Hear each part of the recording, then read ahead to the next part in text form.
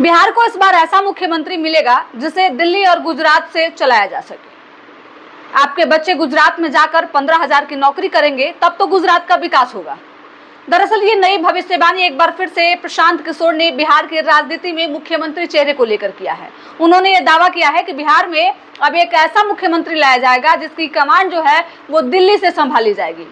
कि बिहार को ऐसा मुख्यमंत्री दिया जाएगा जिसको दिल्ली में और गुजरात में बैठकर चलाया जा सके, ताकि गुजरात के हितों की चिंता होगी, बिहार के हितों की चिंता नहीं होगी। बिहार में नीतीश कुमार के राज्यसभा जाने के बाद लगातार इस बात की चर्चा हो रही है कि बिहार में अगला मुख्यमंत्री कौन होगा।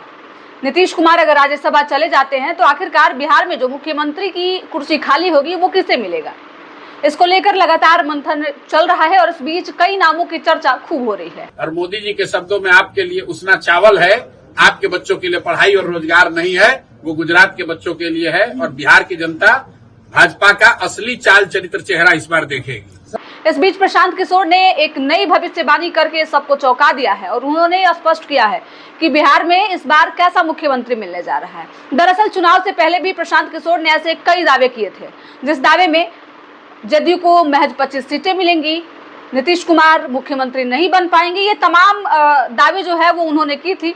हालांकि कई दावे उनके फेल हो गए, कुछ दावे सच भी हुए।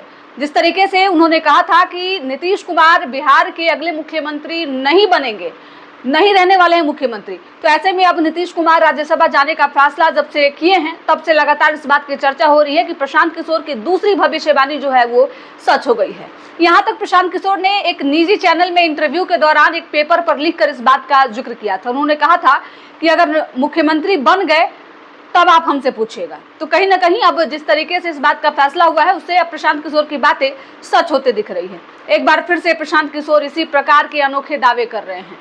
अब देखना होगा कि आखिरकार इस बार उनका दावा कितना सच होता है। प्रशांत किशोर भले ही बिहार की राजनीति में अपने आप को स्टेबल न कर पाए हों, भले ही 2025 के चुनाव में करारी हार का सामना करना पड़ा हो, लेकिन जिस तरीके की भविष्यवाणी वो लगातार करते आ रहे हैं और जिस तरीके से प्रशांत किशोर बिहार के लिए प्रेडिक्ट कर रहे हैं, ये किसी से छुपा नहीं है। प्रशांत किशोर के इस भविष्यवाणी से ये स्पष्ट होते दिख रहा है कि इस बार बिहार में मुख्यमंत्री का चेहरा बीजेपी से ही होगा और दिल्ली से लीड करने का मतलब कि अमित शाह और प्रधानमंत्री नरेंद्र मोदी उसको लीड करेंगे।